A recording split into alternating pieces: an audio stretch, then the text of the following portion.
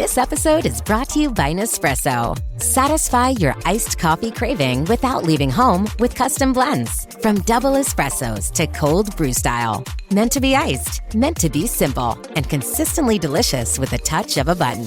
Visit Nespresso.com to learn more. It's the most magical time of the year, and I'm not talking about Christmas. I'm talking about the NFL season. So make sure you're ready with NFL Sunday Ticket and YouTube TV. Get the most live NFL games all in one place. Right now, you can save $85 when you bundle NFL Sunday Ticket with YouTube TV. Sign up today at youtubetv.com/Spotify. Device and content restrictions apply. Discount applied to first 4 months of YouTube TV, then $72.99 a month. Ends August 29th. Terms, restrictions, and embargoes apply. No refunds.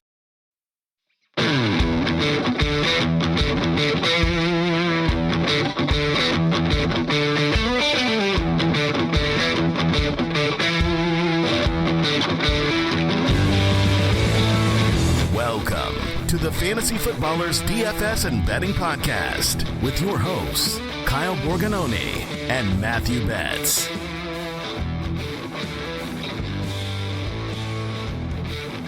Yo, yo, yo, yo, yo. We're back on the Fantasy Footballers DFS and Betting Podcast. I'm your host, Kyle Borgononi, and I am joined once again by Matthew. Good to see your face, Betz. I'm back, baby. I would like to say I'm back and better than ever, but I'm sleep deprived. I'm tired. I'm hungry.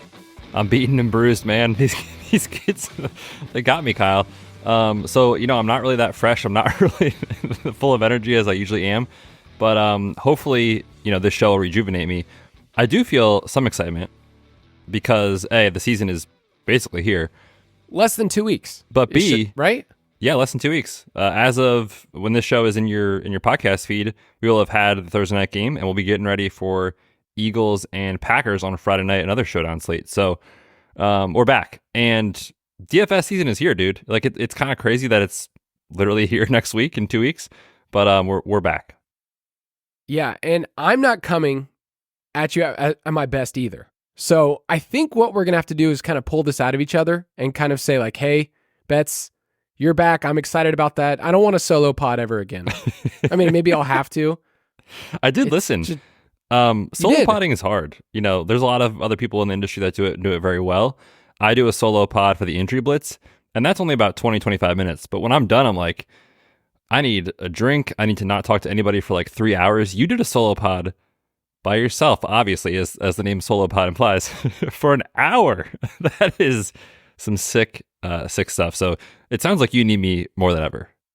The problem is that the podcaster's life, which everybody and their mama has a podcast now, is not that impressive. Like my neighbor was like, "Hey man, I heard you were sick. How you feeling?" I was like, "Well, I had to get on a podcast." It's like, you know what? My job's not that hard when me gritting it out is talking on a mic. And so on the Dynasty podcast this week, man, Betz, you are carrying the team.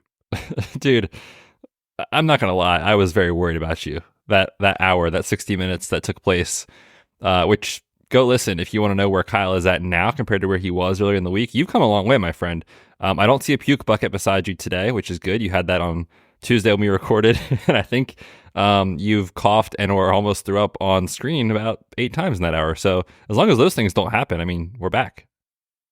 The problem also is that I have one singular focus for this week. I mean, there's my family and everything else, but I have my home league, my favorite league, the league that I got into fantasy football with, my draft on Friday, and then we're going to the mountains, spending the weekend with like all my college friends. That's the draft that I'm super excited about, and I've been sick leading up to this. Like, I have to be well because this draft will ultimately lead to my demise again. I've never won that league, despite what I do, and despite, apparently I talk about fake football for my life, but it doesn't really matter. You know what you should Who do? Cares? What? You should purchase the Ultimate Draft Kit before this weekend and just see if it helps. Even though I have a company copy, just like buy another one? Yeah, you got to. And just print out all of the sheets and all of the blurbs that you and I wrote. You just show up with like a Trapper Keeper full of notes, every single page in the UDK printed out. That would honestly probably take 100 pieces of paper, at least. You can customize, by the way, speaking of the Ultimate Draft Kit, you can basically customize your cheat sheet to include anything you want. So it has the little icons on there for breakouts, for my guys. But you can also have an expanded notes sheet. And I had someone come to a draft and didn't know that I was the one that wrote the blurbs. And so they were like, dude, did you see this stat? That's why I picked this guy. Oh, man. So that's great. It is great. So we're glad that you're with us on this show. We're calling this the. What's in your head? Is it a the or a the for this show? I think when you say the, it sounds way more important. So let's go with that. Yeah, like if you're saying he was the RB1 on the week, it's not as good as the RB1 Correct. on the week. So this is the DFS strategy show where Betz and I are going to give you everything you need to be successful in cash and GPP. And then we will build on that throughout the year. So if you need to go back later on in the year, like, hey, what did they talk about?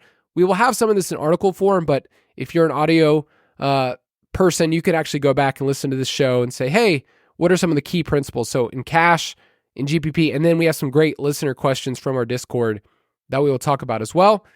But before we do that, you were out of commission, you were sleepless, you didn't even know what day it was, and you come back and you made some adjustments to your best ball rankings. I made some adjustments in the last week or so based on preseason action. So give me your biggest takeaways at this point, because we're almost at the end of best ball season and best ball drafting season, but there are some tweaks we can make.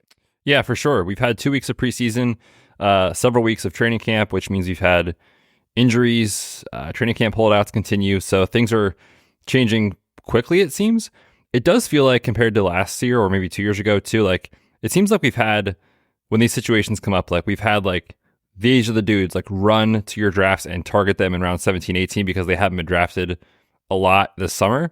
I feel like we haven't gotten like that sort of thing yet. I mean, of course, things could change in the next week or two, but my takes and adjustments have more been a bit about like player usage and specific situations and stuff like that, as well as docking guys with injuries, which, you know, obviously there's like the Josh Downs of the world and, you know, a couple of guys dealing with hamstring injuries. Sadly, Jalen Warren has a hamstring injury. So stuff like that. But from a team level usage and just situation, like the vibes on the Bears for me are just not in a good place. And this comes off the heels of Caleb Williams making that throw. And like we talked about on the Dynasty show, like I see the good stuff. I see how this goes so well. But high-level fantasy football strategy, trusting a rookie quarterback to support not 1, not 2, but 3 top 36 fantasy wide receivers is almost never going to happen, right? So like these last couple weeks, I've just kind of been fading the Bears.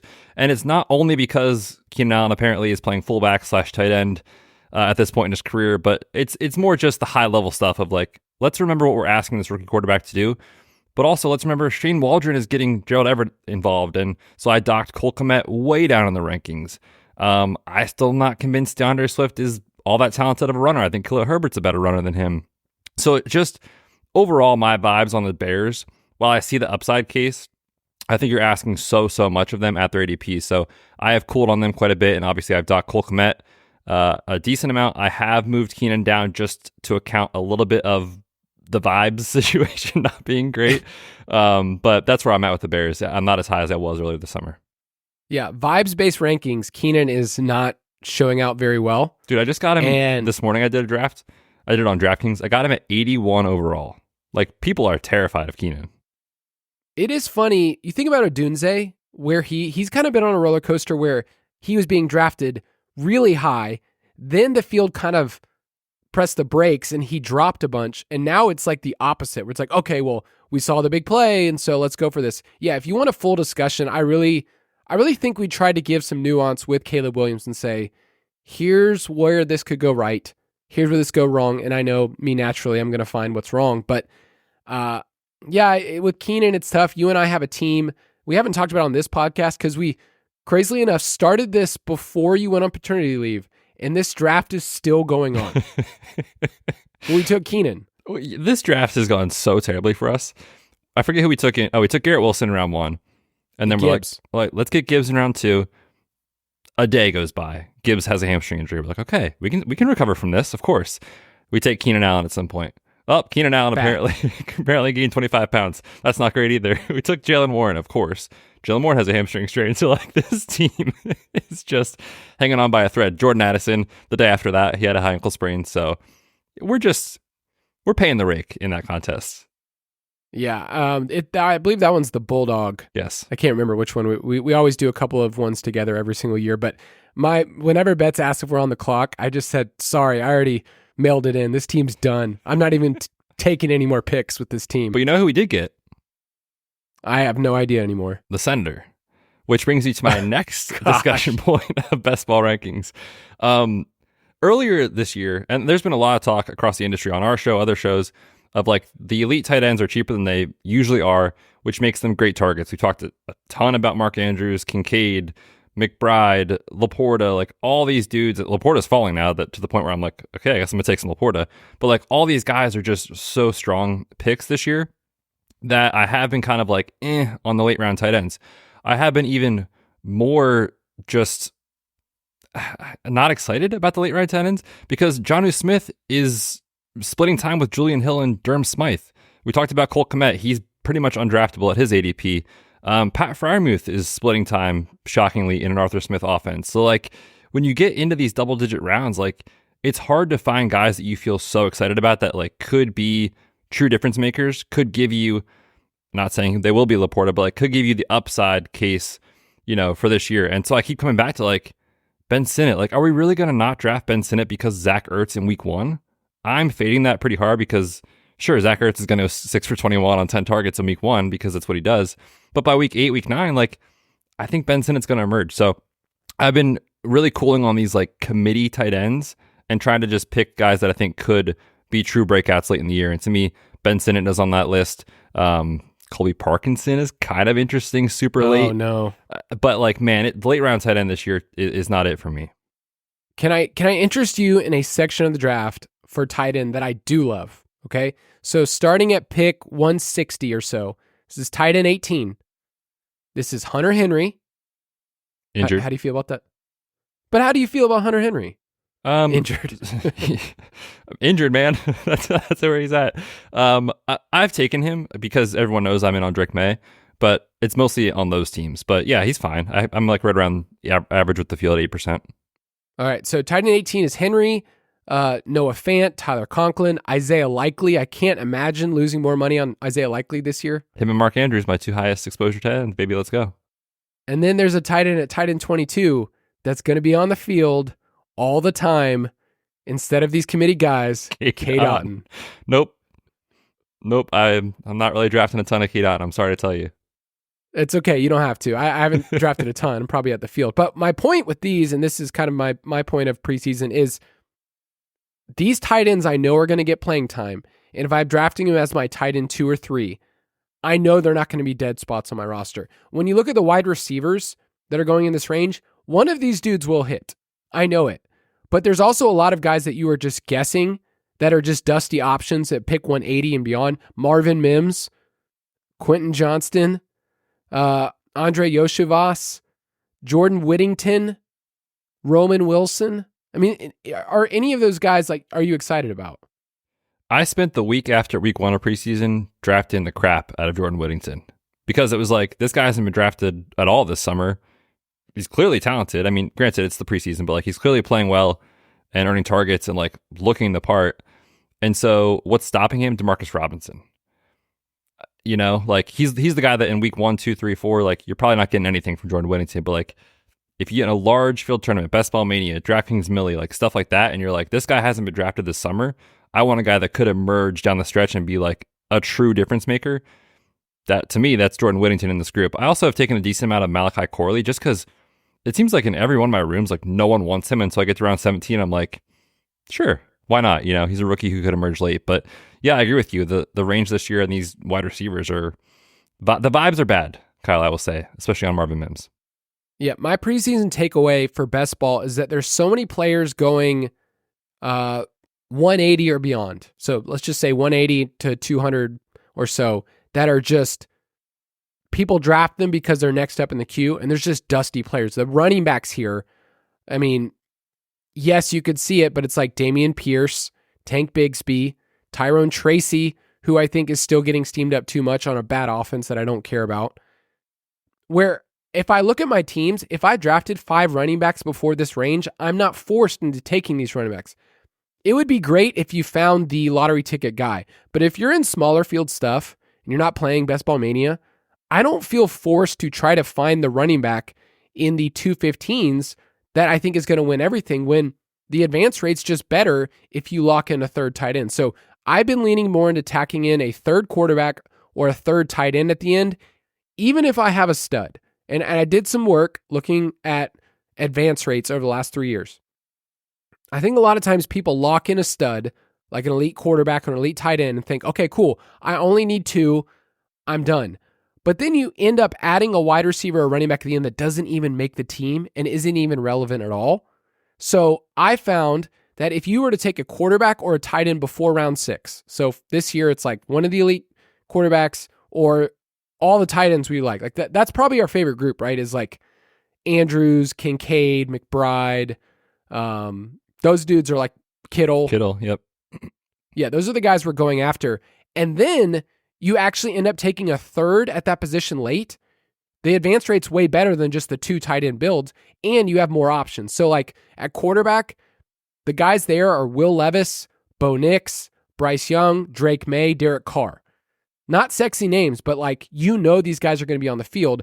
I'm in a draft right now where I have 2 quarterbacks, and I'm looking at my options, and Geno Smith is actually still on the board in round 16, and I have a Seattle player, and I'm like, okay, I could easily just stack here as opposed to finding a wide receiver. Like I mentioned, am I drafting Marvin Mims or am I drafting Geno Smith?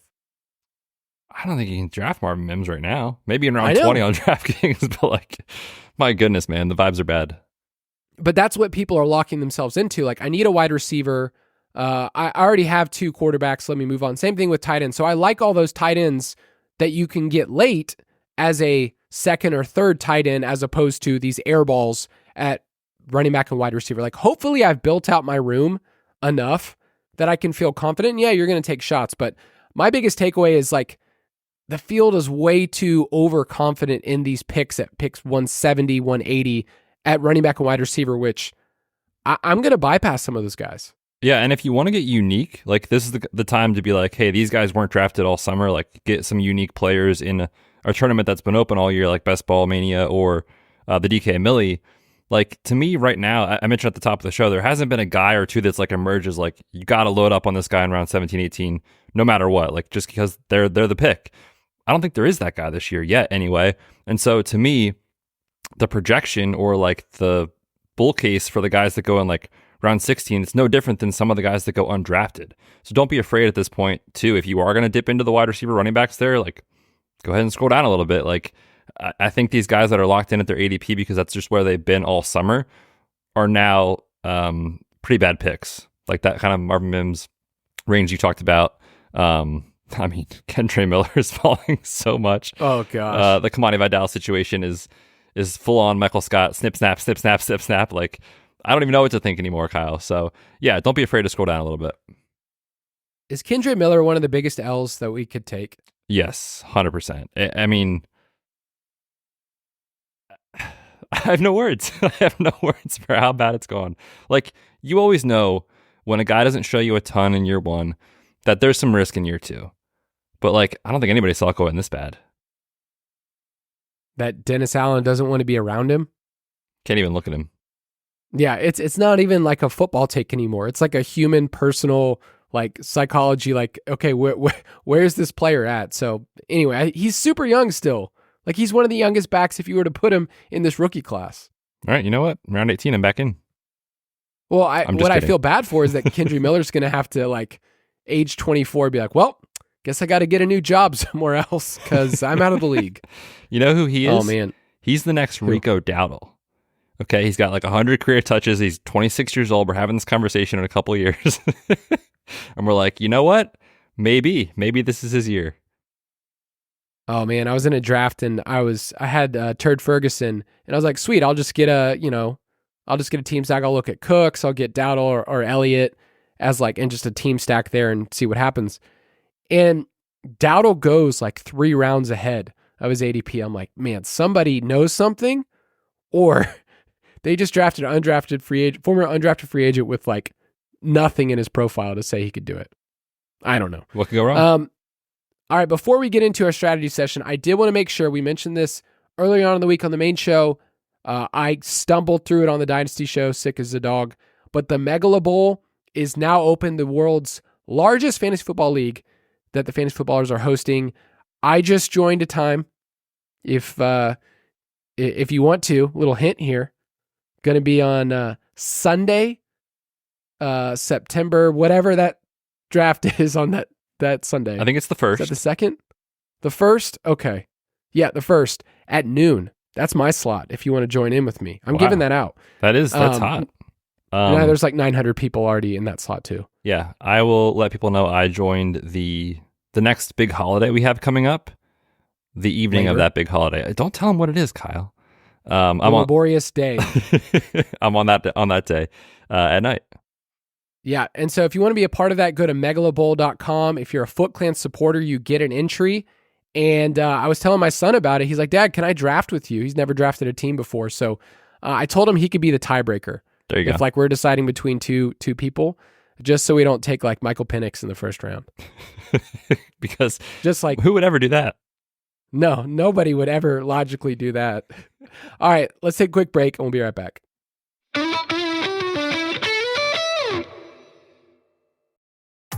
This episode is brought to you by Nespresso. Satisfy your iced coffee craving without leaving home with custom blends. From double espressos to cold brew style. Meant to be iced, meant to be simple, and consistently delicious with a touch of a button. Visit Nespresso.com to learn more. School is back, and Dick's Sporting Goods has what you need to win your year. We've got everything from cleats to Sambas, dunks, and more. Plus, the hottest looks from Nike, Jordan, and Adidas. Find your first day fits in-store or online at Dicks.com. All right, we're going to get into the meat of this episode because this is a straight strategy show. We'll be talking about cash, and then we'll be talking about GPPs. Let's go for it. Checking in with the wise guys. So that used to be a drop that we used on the DFS podcast 7 years ago.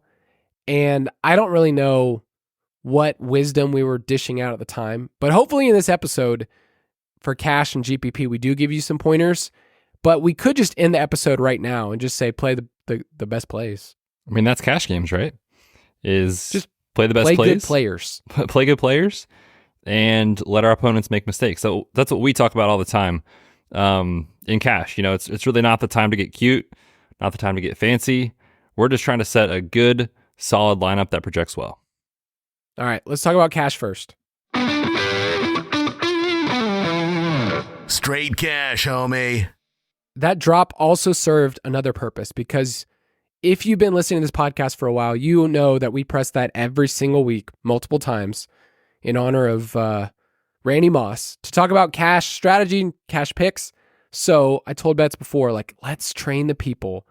Let's Pavlov dog this thing and let them salivate for cash game strategy. And I think there's some people out there like, yes, that's all I want to talk about. There's also people that are like, screw this.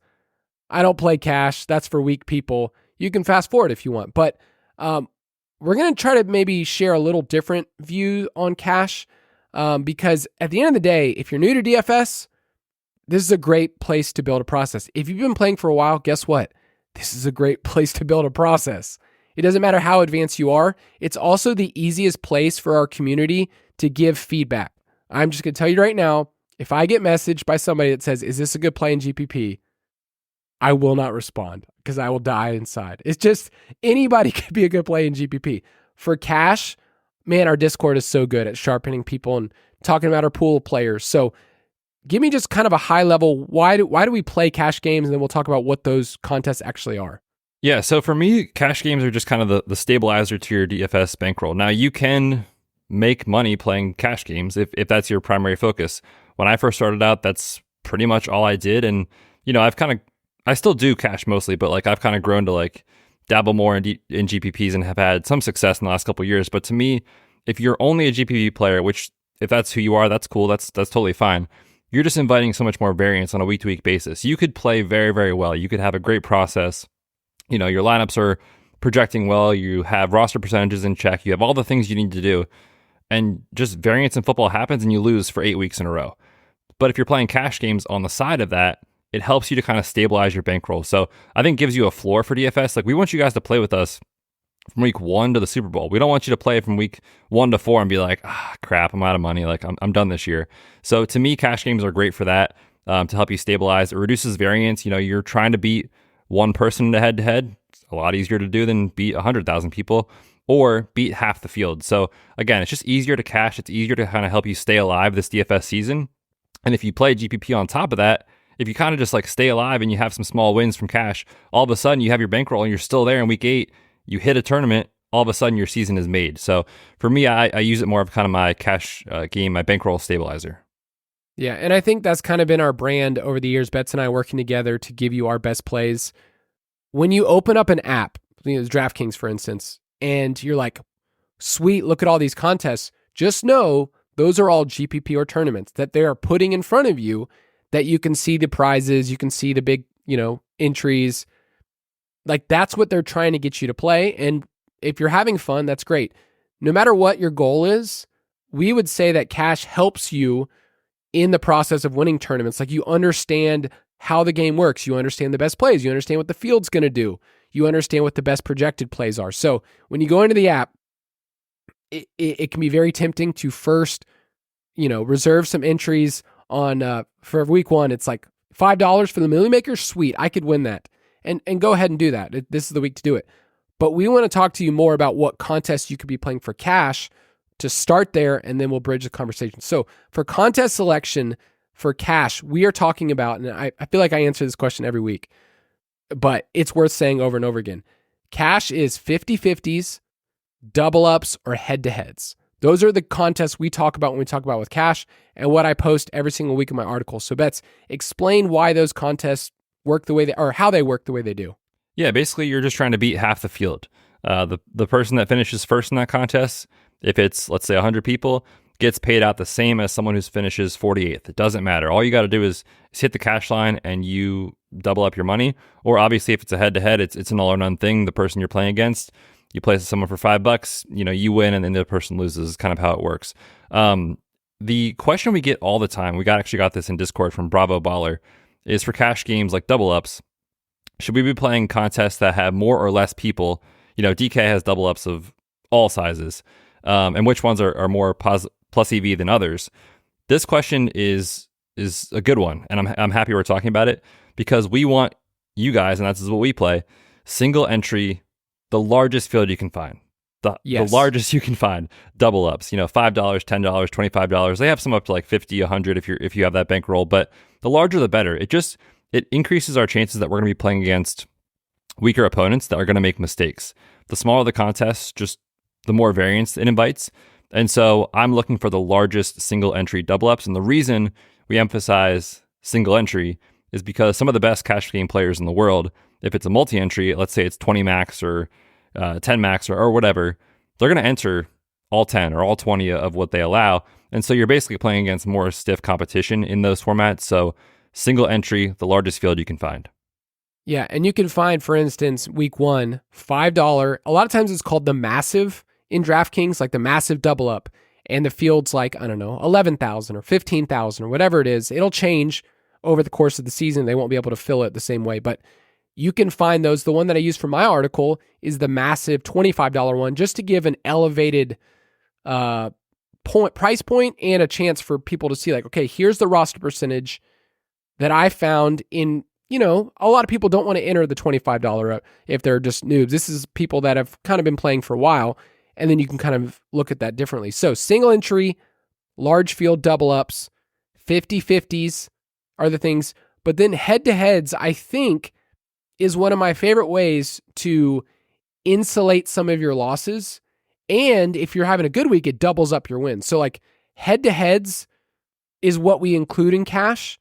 But like for cash lines, a lot of time we're just talking about it for double ups. So talk to people about how to create their own head-to-heads, because there's a good way to do it, and there's a way where you can get taken advantage of. Yeah, so if you've if you've been playing cash for a while, you're probably familiar with this process, but you can create your own contests, your own head-to-heads on DraftKings and FanDuel. I don't do it as much on FanDuel. I just don't play there as often, but on DraftKings, I do it a ton.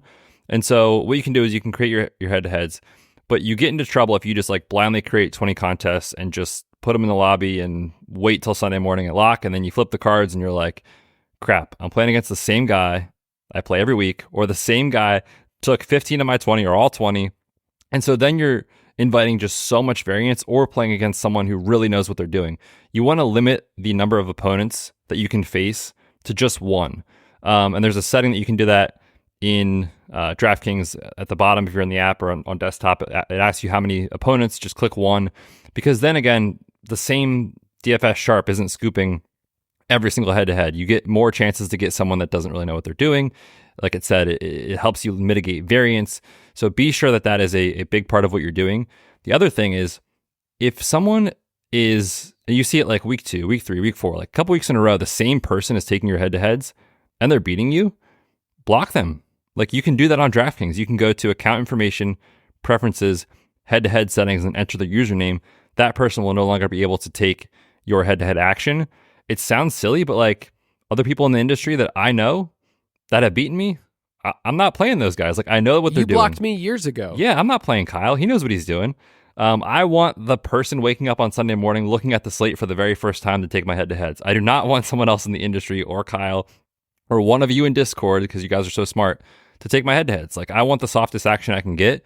So you make sure you're blocking opponents that beat you on a consistent basis.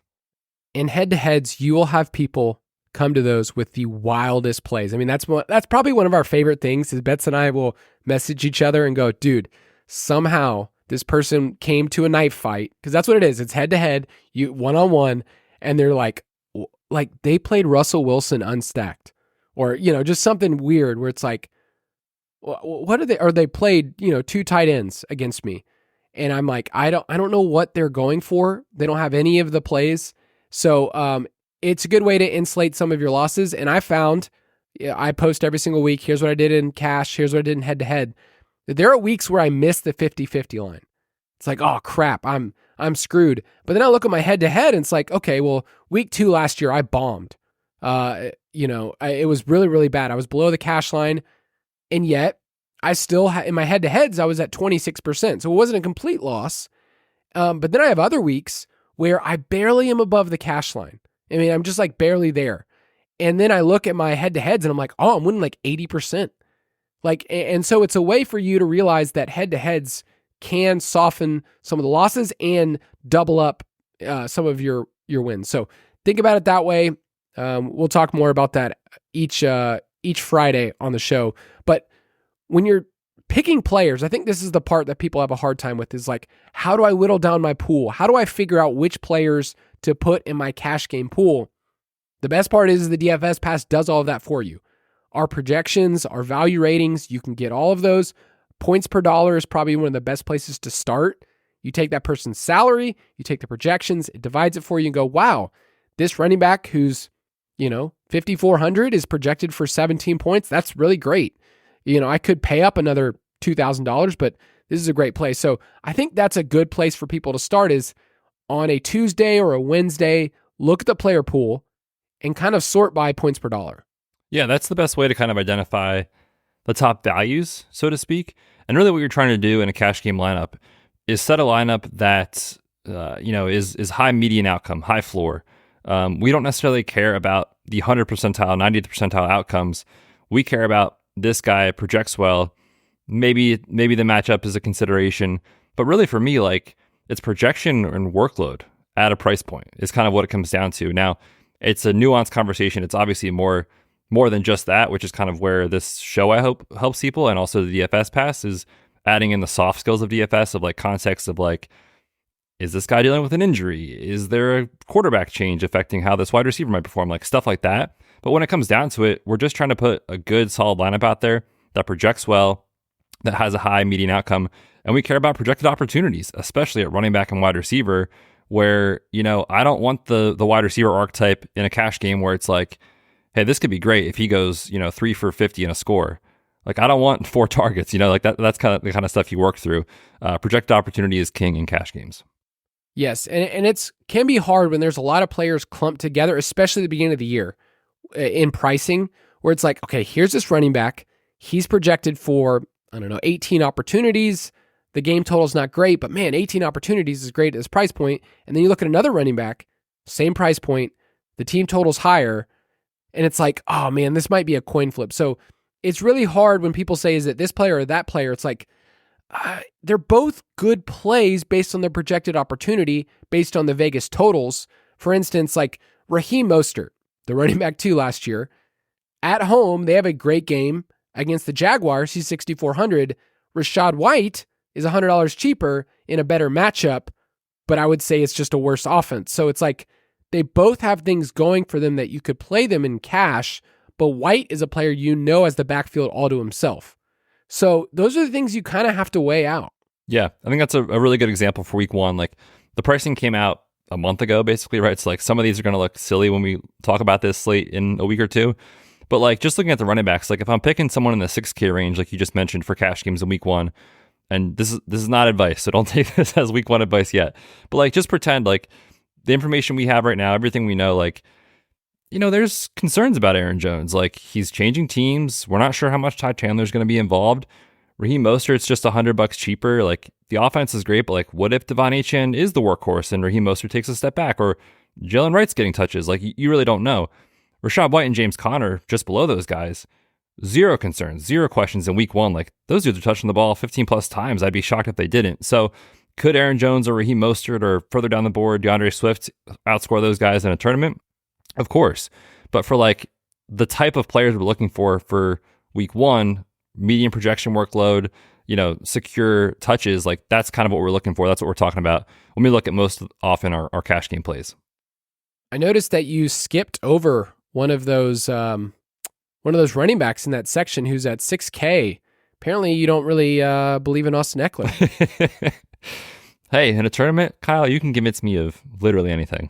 That is true. I also think it's funny that his name is there and there will be people like, dude, Austin Eckler's there? He's only 6K? He's been a great play. Gotta lock him PPR? In. We were paying $8K for this guy last year.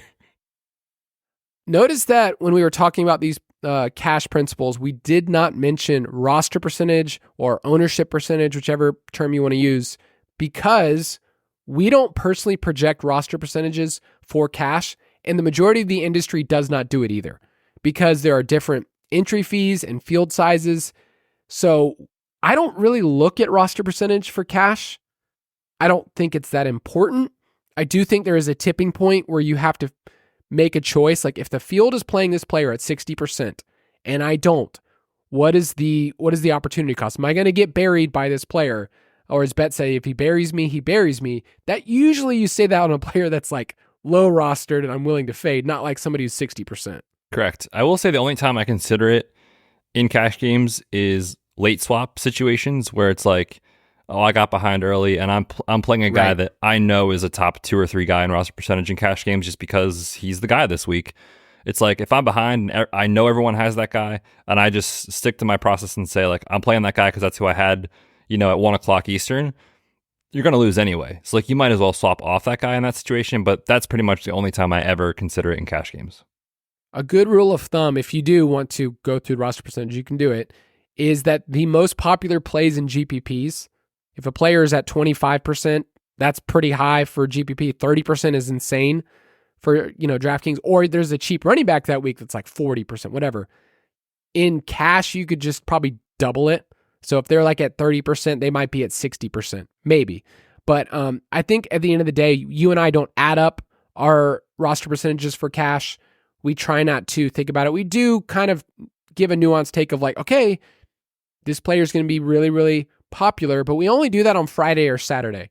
So if you're trying to use the optimizer early in the week, or you're trying to figure out roster percentage stuff on like a Wednesday or a Thursday, we tend to not really look at it that much. Friday is the first day that Betz and I are really, we'll talk about on the show what our early projections are, but man, sometimes things change where we talk about it on a Thursday or Friday, and then Saturday it's like, yeah, that player's old news. That player is not as popular as we thought they were going to be. So keep all of that in mind, but I would not use the optimizer for cash projections for ownership. No. That's not what it's used for.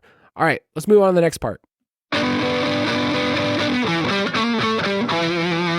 down with GPP? All right, GPP, talking about a guaranteed prize pool or tournaments. You could use either one. GPP is just faster to say.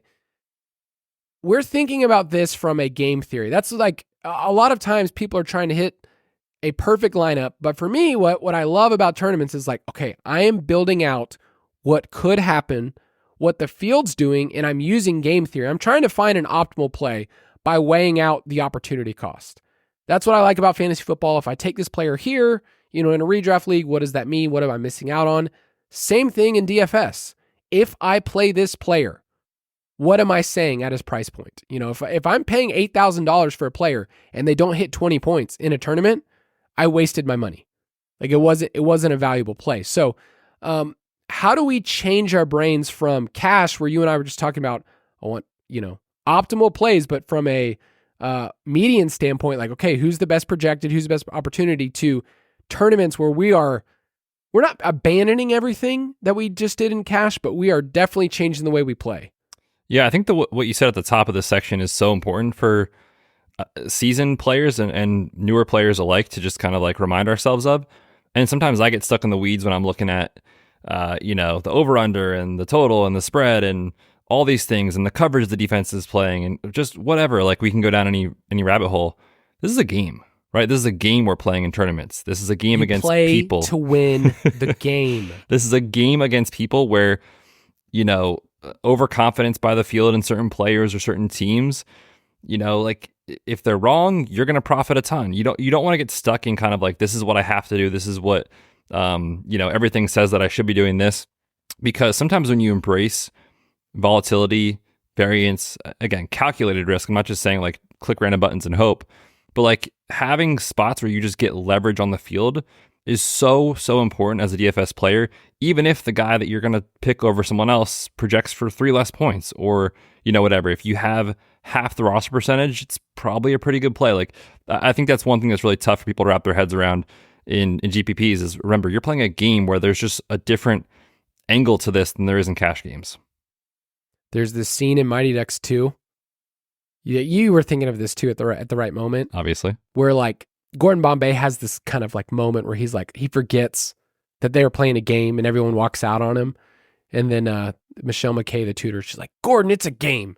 Games should be fun. And I think we forget that with DFS, not only should it be fun, but I'm not abandoning the things that actually worked for me. So like a lot of times we'll get people say like, okay, this player are they a good play in cash and a bad play in GPP? It's like, that's not the only way. Like there's not some simple dichotomy. You just divide up players. Now we've said that about players like Derrick Henry based on roster percentage. Like, okay, you can play him in cash, you play him in GPP, but we're taking we're taking a lot of risk on knowing that there's things that the field is just wrong on. And we're trying to kind of use that against them. We're trying to create leverage against the field. That doesn't mean that you only find players that no one else is talking about. It's like, okay, let's just find 5 players that are under 5% and just roll with it, and no one else will have it, and I'll be the only one.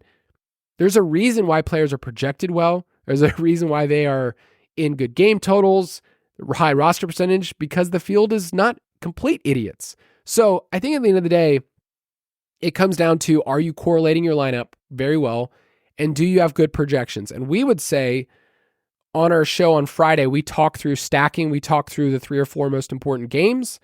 And then in the DFS pass, we have the projections that I would say over time hold up well. But sometimes people will be like, hey, why do you have this player projected for 18 points? And he scored 17. Those were bad projections. Like, over time, this is really, really good. So talk to me about, like, we're not just throwing darts here. We're trying to create a process of volatility, but also like embracing the things that we care about, which is just stacking. Yeah, stacking, I mean, it's so simple, but it's so necessary, especially in tournaments where, you think about a quarterback and at least one of his pass catchers. In the Millie Maker the last couple of years, 95% of the top quarter of lineups have used a stack. Again, 95%. So like, if you're not stacking and you're entering these large field tournaments, you're just behind the 8 ball. Now, if you've been playing for a while, you're like, yeah, of course, duh, like I know that. But like there's still part of the field that does not do this. So we want to be stacking. Now, when we say this, I guarantee you at some point this year, the Million Maker winner will have a weird, unstacked, super naked lineup. Something just like, you're like, how did that guy even create that lineup? And that will win. But that will happen one time or two times, like over the course of 18 weeks of the regular season, or 3 or 4 or 5 years of playing this. Like, this stuff works. So if it doesn't work for like a week in the regular season, it's okay. Like, variance happens. But we want to be stacking, of course, in tournaments. The reason we're doing that is because we're trying to create high-end outcomes. The 90th percentile outcome is where if your team rolls, if a quarterback rolls, he's bringing at least one of his guys with him, and oftentimes 2 guys with him. Yeah, when you were talking about that lineup that, just hits like, okay, they had 9 picks and they're all from separate games, and like, you look at the lineup, you're like, how did they do this? They're like, oh, my daughter picked this lineup, and I won $1 million. Like, those are the fun stories. When you stack, and there's debate, and people are like, oh, do I really need to be doing this enough? Just think about this logically. You have to get less things right. You don't have to like pull the slot machine on whatever cheap wide receiver. It's like, okay, I think I'm going to get Tua. I think I'm going to get Tyreek. And I think I'm going to get one more player. Maybe I'll get Mostert. Or maybe I'm going to get from there the player on the other side. So the Jaguars week 1, you want Brian Thomas. Sweet. That logically makes sense and historically has been a good combination. From there, you can focus on the other parts of your lineup. And you can have different variations of the stack, but you're just simply locking in, I would say, at least 3 pieces and moving forward without having to worry about all the other little nuances. You're going to get it wrong a ton of times, but you can go in saying, I'm going to start with this, and you can kind of like not have to like figure out all the little intricacies, because there are so many combinations, people. Like, I can't reiterate enough. You can't cover all your bases. You won't be able to have all the low roster plays. You will forget people. You will be underweight.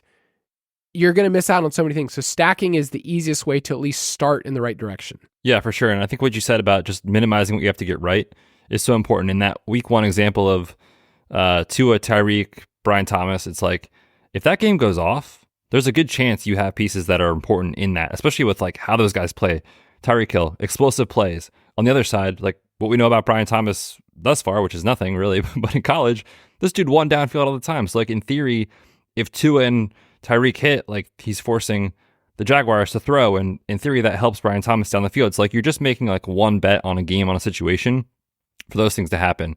I will say the stacking with the bring back, or like double stack with the bring back, I think is important, but I think can be done really incorrectly if people just say that this is the setting I'm putting on my optimizer, hit run, and just like hope for the best, because sometimes a double stack isn't really viable if the rushing quarterback is elite. Like if it's Anthony Richardson, Lamar, Jane Daniels, those guys, like you're just counting so much rushing production that they probably aren't supporting 2 pass catchers. Or maybe you want a double stack, but like, man, if let's say the Dolphins are the team this year again, and Tua is 7,500, and Tyreek is 9K, and Waddle is good enough this year that he's 8K. It's like you are spending so much of your money to get that double stack that they have to do more than they probably realistically can do.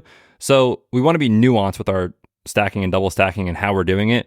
Don't just put in your optimizer, double stack, bring back, run, and hope for the best, because oftentimes that will not work. And each week during the podcast, when we get to the stacking options, one of the things that Betz and I will do is we'll say, okay, this combination needs to get, 40 points or 50 points or 60 points together in order to pay off their salary in a large field. Can you get that from them? And so that's where you kind of weigh it out. When people ask, is this a good play? Like, okay, what does Tua and Tyreek have to do? And a lot of times you and I will give the historical data and say, hey, they've only paid off like 3 times. And people, aren't really realizing it. Or like Mahomes and Kelsey was one that we always scrutinized. We're like, okay, they're expensive now. Now this year, they're a little cheaper than usual. So I think it's going to be interesting. Let's take a quick break and we'll come back to some more GPP.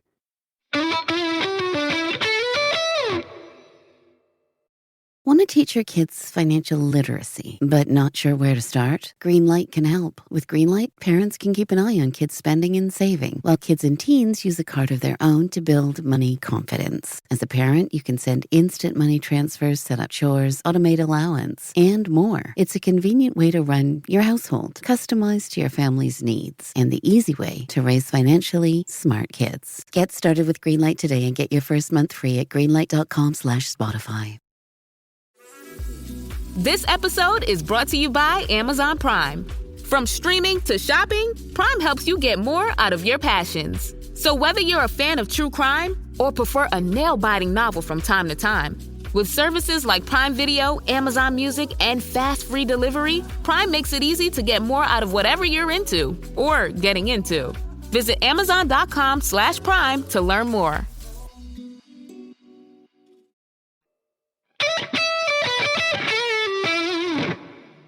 I'm going to start us off with a self-quote.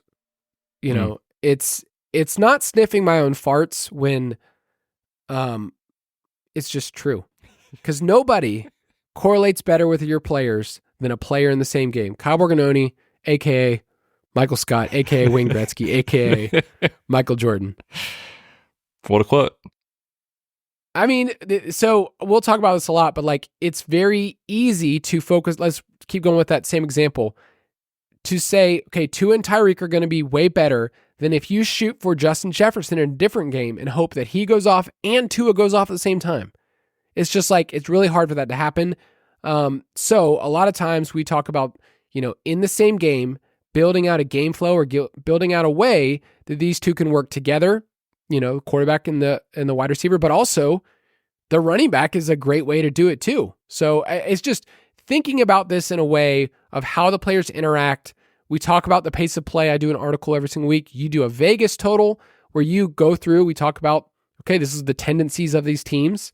And then we kind of build it out that way when we talk about the game. So it's like when we're stacking games, we're doing more than just picking players. We're thinking about the game environment. For sure. I think the environment is so important. And, you know, it's kind of easy to like top down start with like, okay, this game has a 48.5 over under.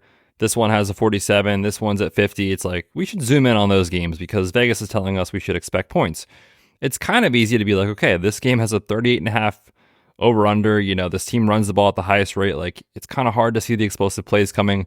So you can kind of like zoom in pretty quick. But from there, what I'm thinking about is like, when this bet hits, how does it affect the team on the other side? And that example I mentioned of like, if the Dolphins roll and they're awesome in week one, like, the Jaguars are probably going to have to throw, right? And you're looking for players that can create explosive plays on the other side. So to me, pace of play matters, neutral pass rate, the Vegas totals.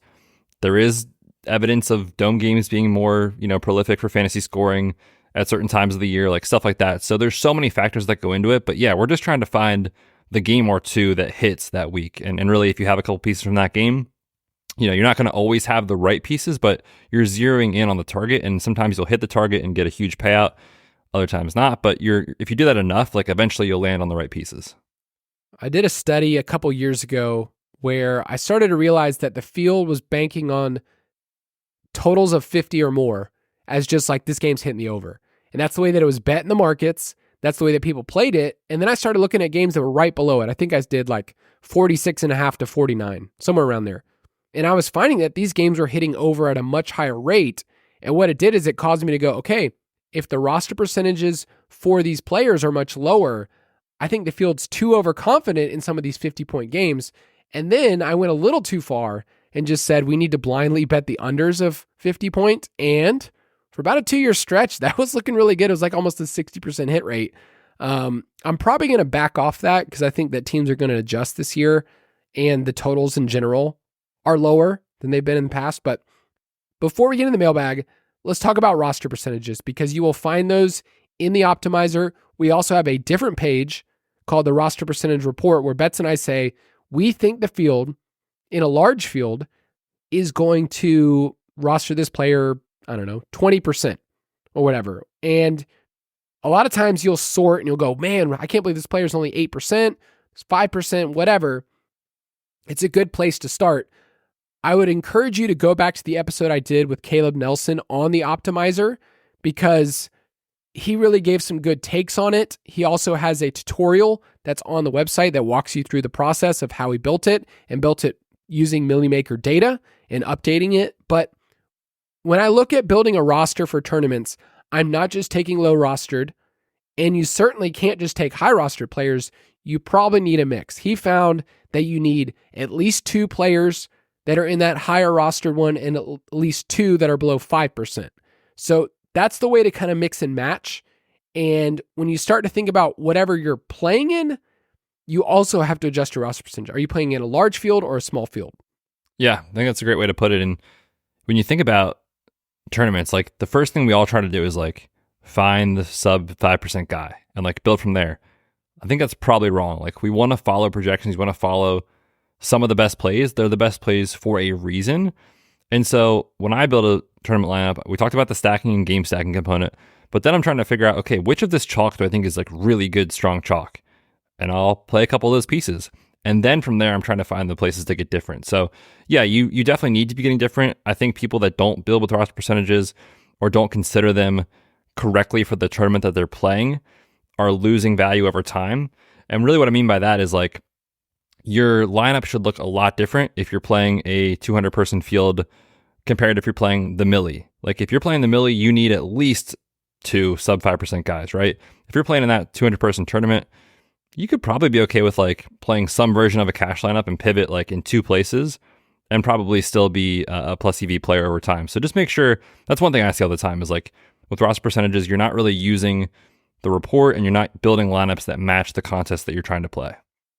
Yeah, no, that's a good point. Like I think Caleb brought that up too with the optimizers. Like, man, people are building lineups that don't make sense for this.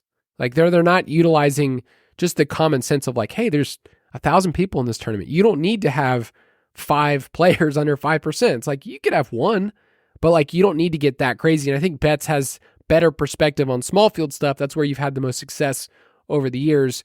We did have somebody who was a DFS Pass subscriber, listened to the podcast last year, who won the Millie Maker. So there's a wide spectrum of that, and we'll get to talk about that more. Next week, by the way, we're talking about how to select certain contests based on your bankroll, based on, what you're doing. So next week will be helpful for people like, hey, great, you talked about the theory. Now, which contest do I get into? We will have a whole episode on that, but let's get into some mailbag.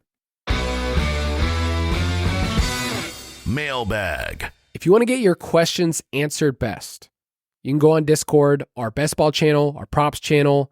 Betz, you just put out a prop for Rashad Bateman, your boy, on there for season-long stuff. And then our DFS channel is the channel that gets the most interaction by far. If you're like, hey, what do you think about this lineup? You usually get somebody to walk you through it. So I just want to encourage you. All of these questions are people from Discord that got their questions answered. So if you have the DFS pass, you can be a part of that group. First one's from Samuel White. In GPPs, how do you decide what defense to play? If you have the salary to choose between multiple options, do you choose which one projects the best or which is owned the least?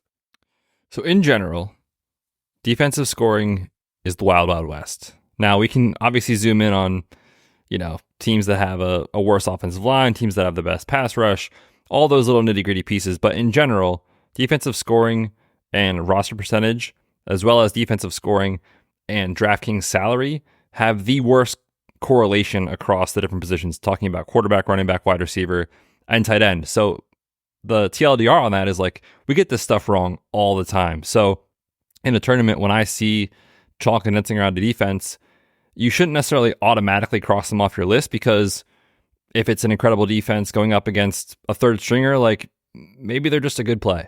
But I would say the vast majority of the time, I'm trying to get different at defense, especially in tournaments, because the pricing isn't always correlated, and especially roster percentage is not correlated to scoring at that position. Yeah, if you look at fantasy football, so take a step back from DFS, just look at who the top defenses were every single year for fantasy, and then go to the next year, and it changes so much. A lot of defensive stuff, the statistics are not sticky. For instance, turnovers. The Cowboys are going to be a team that people look at what they did last year, look at Deron Bland, and go, wow, look at all those pick sixes. That's going to happen again. No, defenses, year to year, just it doesn't work that way. And offenses also adjust where they go, hey, I'm not throwing that way to that person. We've seen this look a ton. Also, Dan Quinn's gone. So the Cowboys are going to be different. But the statistics that matter to me is the offensive line and defensive line matchups. And then pressure rate is better than just sack numbers. Teams can get pressure and then their sack numbers not be as great. And you're like, oh, this team doesn't have enough sacks. They stink. But it's like, hey, they're getting after the quarterback. A pressure is creating something for the quarterback that's also bad. They could turn the ball over, incomplete pass. You look at any quarterback under pressure, their numbers are going to drop. Quarterbacks also that tend to hold onto the ball and their pressure to sack percentage are really high. Sam Howell comes to mind, are great to target because they're willing to hold on to the ball way too long. Caleb Williams is one of those players that I have circled as that's what he did in college. In general, that's something you want to attack. He's a rookie quarterback. Their offensive line isn't perfect. Just all of those things at least are interesting. Now they play the Titans, so we'll see. But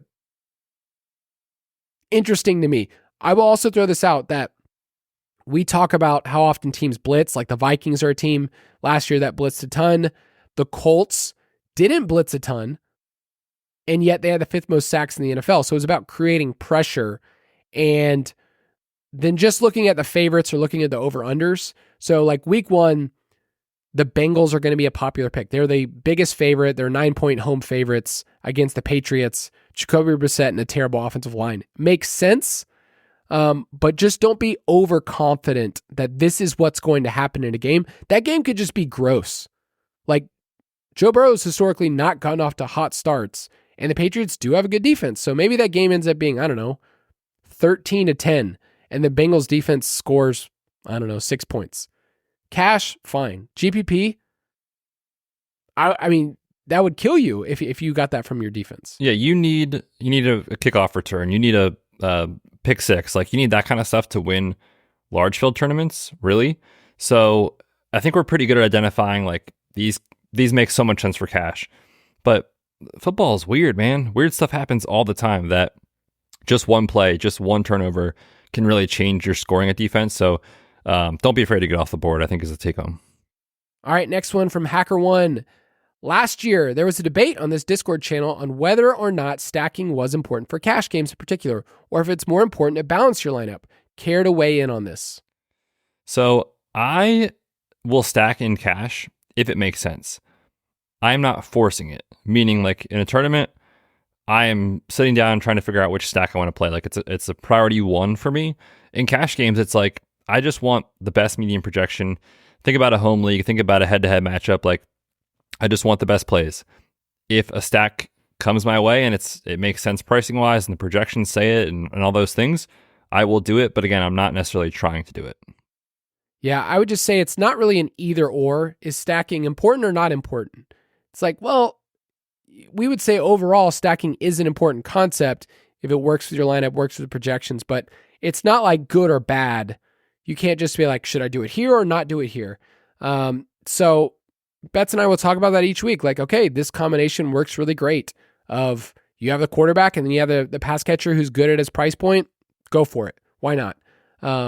Obviously you get to build in more upside and downside, which some people don't like in cash, but I think at the end of the day, like you and I are like, just play the guys that are projecting well at their price point. If they're on the same team, that's even better. Next one from Campbell61. How early do you reserve your entries? Do you notice an edge if you enter the smaller contests that drop like an hour before lock?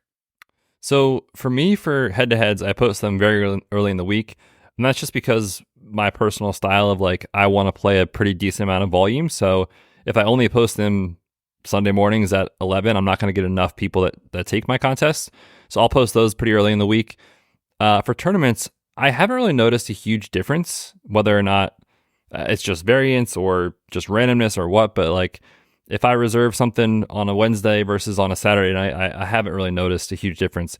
Now, DraftKings specifically will drop contests, especially if other ones are filling at a pretty high rate, like an hour and a half before lock. And I suppose in theory you could get some softer competition there, but I have no data to back that up. Yeah, I would agree with you. I just think also at the end, I find that entering contests at the very end is just usually not a good strategy because I just find that you're spending money that you are kind of like thinking like, oh, well, this will just be easier. And then you end up making lineups that maybe not are as bad because you're rushed. So I just don't like that part of the process. So for reserving my entries, like the first thing on a Tuesday, Betz and I are doing an episode. So like I'm reserving my, large field double ups, the single entry ones we talked about. Like I'm reserving that right away just so I can build my cash lineup and kind of have a process. And then I'll kind of wait until Friday to start reserving mine for tournaments. I personally don't put my head-to-heads out until Saturday because then I feel really good about that week of like, here's my volume that week.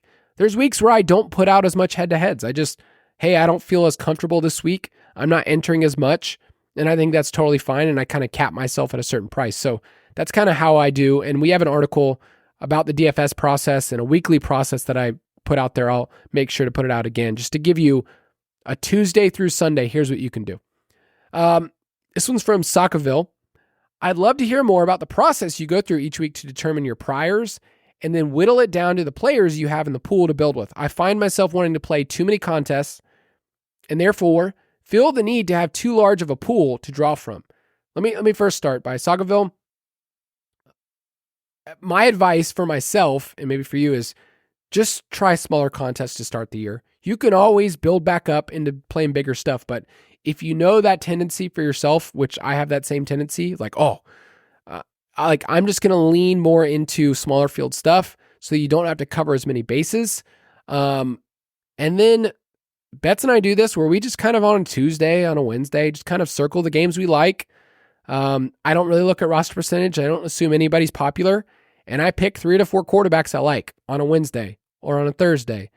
And it just kind of slows down the process as opposed to you're exposed to all these big things, all these roster percentages that are going to change by Saturday anyways. For sure. And I think there's advantages and disadvantages to kind of starting your process earlier in the week. And there's, I think, advantages to doing it like later in the week. Just depends on your style, your lifestyle, all those things. I find for myself, I have, just because Kyle and I talk every Tuesday, we talk every Friday of like... Every day. We do talk every day, but we talk on this show on those days that, we'll come across something and all of a sudden you drop something that I hadn't thought of and I'm like, oh, that's a great idea. Like I really like that stack or that game or whatever. And then all of a sudden I'm like, I'm throwing more players in my pool. And then on Saturday I log in and I see a cool stat on Twitter and I'm like, I kind of like that too. Like, and you kind of get like stuck in the weeds of like, I got to play all these different things. That to me is kind of too much. Like you kind of have to have your process, your guys be receptive to new information as the week goes on, obviously, especially if it's injury related or something like that. But, oftentimes my best weeks are like the things I felt really good about on a Wednesday, like, and still felt really great about on a Sunday. I've done very well. I find myself getting in trouble when I'm like Saturday scrambling of like, oh yeah, make sure I play this extra stack too. And all of a sudden you're just burning money to try to cover your bases. So you really can't do that. It's too much. You do have to have a process and kind of stick to your guys. All right, 2 more questions here. This one's from IGW. He says, this might be a bit advanced, but do you differ your builds based on slate context? And if so, how? And he talks about how optimizers maybe don't put this in there. So based on the slate size, so, we get to week 8 or 9 and there's some bye weeks and the slate's smaller. How do you adjust? So Betz, in general, how do you take on that different size slate? Yeah, when we do get to bye weeks and it's 8 or 9 games, like you don't have as many players to pick from, obviously. And so it creates situations where chalk will condense even more, but also you probably don't need as huge of a score to either hit the cash line or to win a tournament because, you're just unlikely to have the absolute best outcome when you have 4 or 5 other games to pick from. You can pick and choose your spots way more easily. So I think understanding kind of like what you need in a certain week to win or what you need to cash is really important. I will say there's also different nuances to this too, beyond just the size of the slate of like, how strong are the early games compared to the late games? Where in the window of the day are the weather situations? Is the field overreacting to weather? The answer is probably yes. Just like that kind of stuff. There's so many things that go into it, but yes, you should be changing your builds based off the slate context, and hopefully our show will help you do that this year. Or in Discord, we'll chat through the specifics of like, here's what I'm seeing, here's what I'm feeling for this specific week. Obviously, optimizers can't understand fully how people are going to respond and they might be late with some of the information, or historical trends change, but those are updated. But I think we often double count information for stuff. Optimizers, like when they give projections or we look at Vegas odds, realize that it's not just some random number that Vegas threw out and said, hey, this is a 44 over under. That is building in all of the things. It's building in the weather. It's building in the offense. It's building in all those things. It's building in if it's a dome game.